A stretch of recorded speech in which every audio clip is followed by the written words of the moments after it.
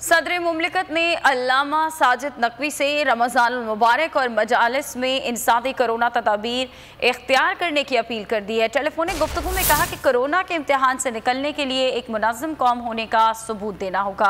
अल्लामा साजिद नकवी ने सदर मुमलिकत को SOPs की पाबंदी की यकीन दहानी कराई। कहा, मजालिस के दौरान तमाम हिफाजती तदाबीर इख्तियार की जाएंगी। सदर मुमलिकत ने मौलाना हनीफ जालंधरी से भी राबता किया। कहा कि वफाकुल मदारिस अल अरबिया पाकिस्तान हिफाजती तदाबीर पर अमल दरामद के लिए मदारिस को खतूत लिख चुका है। आइमा कराम मसाजिद में हिफाजती तदाबीर पर अमल दरामद की ताकीद करें।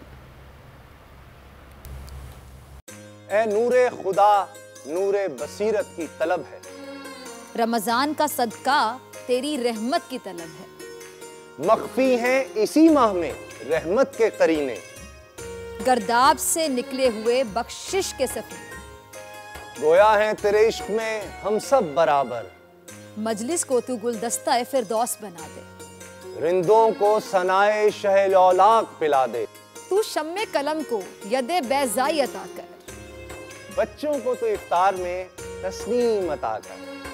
रमजान मुबारक की खुसूसी नशरियात रमजान में बोल, सिर्फ बोल एंटरटेनमेंट पर। रमजान में बोल।